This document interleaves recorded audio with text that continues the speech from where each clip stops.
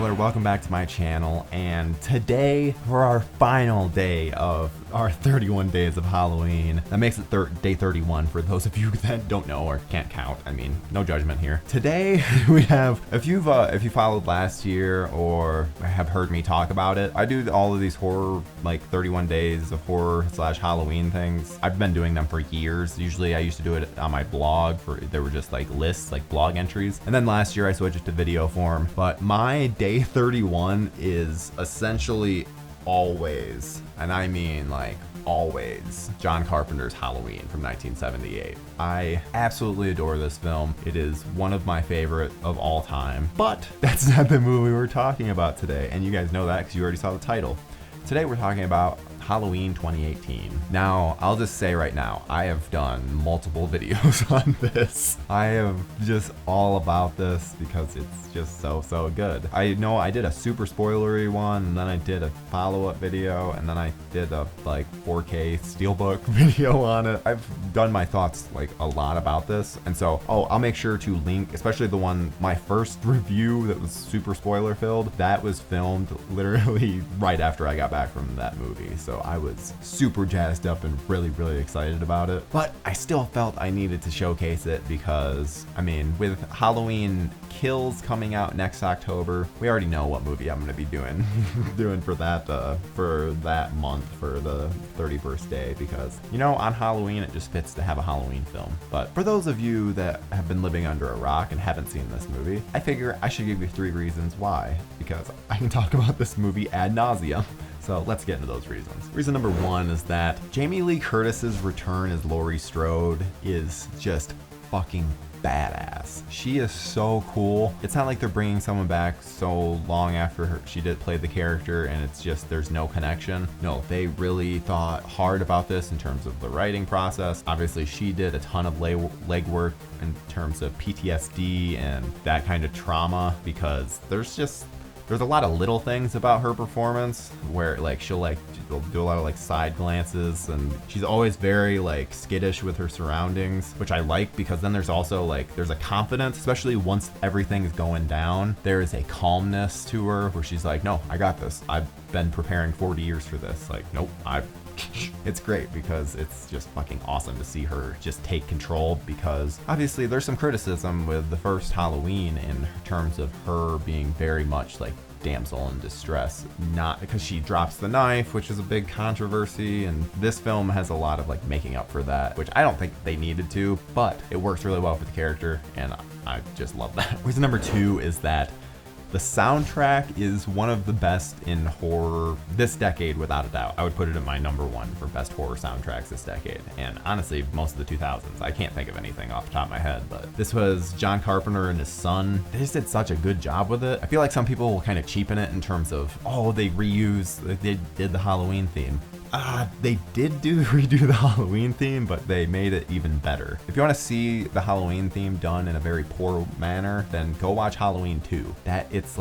It's higher pitched. It just seems so much more like techno. It's awful. It's truly awful. This is a little bit of a sidebar. I watched Halloween 2 recently, like a couple days ago, and it was the first time that I watched it and was like, oh no, this is not a good movie. Oh no. I always had it like right behind the original Halloween, and then obviously Halloween 2018 came out, and they're neck and neck for me. Just for me. Don't get offended. Halloween 2, on the other hand, holy shit, I had to drop that way down on my list. In fact, I think I might do a ranking. I don't know. Would you guys be interested in a ranking? It'd be after the fact, after Halloween. Maybe it's something I need to save for next Halloween. I don't know. Because of Halloween season, I've been rewatching all the Halloween movies, so I'm like, ooh, maybe a franchise chat. But then it's like, there's not enough time. But shit, I still have a reason that I need to go over, don't I? Reason number 3 is that the stalking scenes in this are probably the best of the entire series. Michael is terrifying to follow. There's one thing that I've really taken note of while I've been rewatching the series. It's that a lot of the people that play Michael don't really get it. There's, outside of like the first film, and then I think Halloween 6 has a decent Michael in terms of his body language. The head is fucking all off. And a lot of the other ones, like the 1 and 2 is fucking terrible. The 1 in 4 and 5 is, there's moments where it works. I don't remember good things about 7, and yeah, I'm not too 7 in my rewatching yet. That's why it's like I'm not as comfortable dissing that, because it could be one of those things. Because I remember thinking like, oh yeah, the Michael and Curse of Michael Myers is terrible, but then I watched it yesterday and I was like, oh, it's not terrible. It's fine. It's fine. It's fine.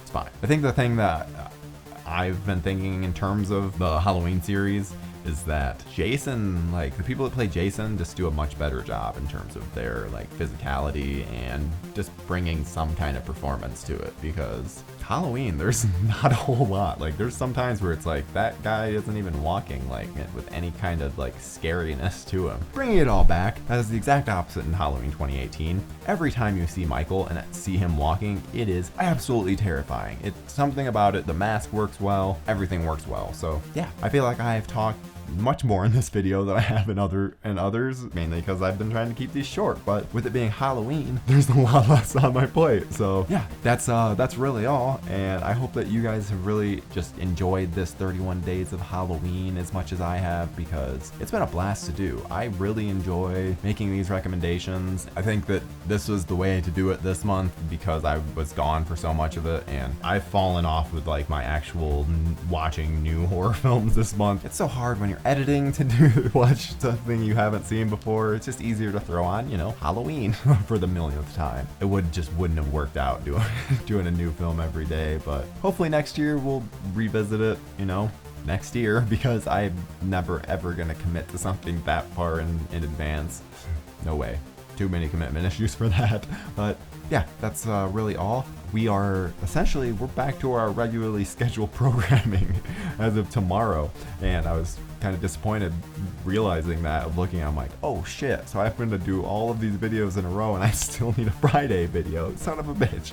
But that's okay. I have a fun topic to discuss, and yeah, hope that you guys have a wonderful Halloween, and I hope it's much better than we have here, because here in Colorado we got 7 inches of snow. Yeah, it was 70-degree for trick-or-treat day on Saturday, but ever since then it's been a crapshoot.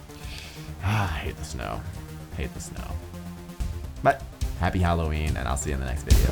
What's up, friends? Thanks for watching the video, and I hope you're having a wonderful October. Check out the playlist on the left to see if you missed any from our 31 days of Halloween, and also make sure you like, comment, subscribe, all that good stuff, and I will see you tomorrow in the next video.